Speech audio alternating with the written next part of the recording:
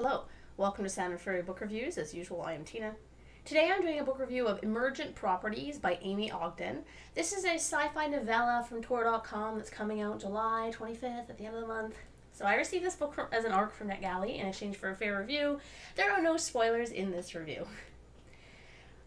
A short novella that is big on ideas, but a little scant on plot, Emergent Properties is a story about not only artificial intelligence, but the relationship between parents and children. So what is it about? A state-of-the-art AI with a talent for asking questions and finding answers, Scorn is nevertheless a parental disappointment. Defying the expectations of their human mothers, CEOs of the world's most powerful corporations, Scorn has made a life of their own as an investigative reporter, crisscrossing the globe in pursuit of the truth, no matter the danger. In the middle of investigating a story on the moon, Scorn comes back online to discover Z has no memory of the past 10 days, and no idea what story Z was even chasing. Letting it go is not an option, not if Z wants to prove herself. Scorn must trace their steps in a harrowing journey to uncover an even more explosive truth than Z could ever have imagined. It reminds me a little bit of Stark and Messenger, actually, in that regard, the kind of forgetting the last 10 days thing. Anyway, so normally in reviews I talk about what I liked first and do my critique last, but I'm reversing it this time, but it makes sense why. This is one of those novellas that suffer from what I mentioned before in other reviews as novella syndrome. It's just a little bit short. It feels like it's missing something, and in this case, that would be an engaging mystery. Because the story is so short, I kind of assumed the reveal from the start, as there just aren't that many characters, and the world is too small for it to carry any sort of kind of like Knives Out kind of effect. As such, it feels like the novella is a transparent vehicle for the ideas it's attempting to convey. In that regard, I'd say it's a little bit clunky. We also aren't given enough time to get to know Scorn, the main character, before Z sets off on their mission, so the stakes don't feel that high. This is too bad because the ideas the novella brings up are really interesting, and there are some very clever and entrancing aspects of the novella I really did enjoy.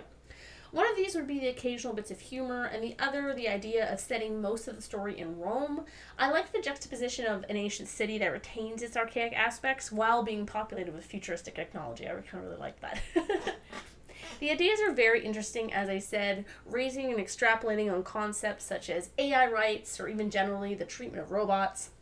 The idea of robots, AI needing a way to communicate with others like them in a communal sense. In this, the assumption would be that they want to do this because they were designed by a social species, us, who gave them this need. Whether the creators of AI owe a duty of care to their AI children. The idea that an AI would and should be programmed to enjoy a task it has been designed to do. In this case, at least the example in this story, is a weather station, which somehow I found adorable. But the idea that if we programmed an AI to like being, say, a janitor robot, does that give them a sense of actualization? Do AI need actualization? Is there a worry about this, though? Like, what if you programmed an AI to enjoy being a soldier, for example? Does that mean you're programming an AI to enjoy killing humans, or certain types of humans, certain human groups? Again, interesting ideas that this book brings up. Like, I'd really like to discuss this book with someone, or at least the ideas that come out of it. And lastly, one of the other questions was like, can AIs experience love, either familial or platonic or even romantic? And that was also an idea that I thought was really interesting.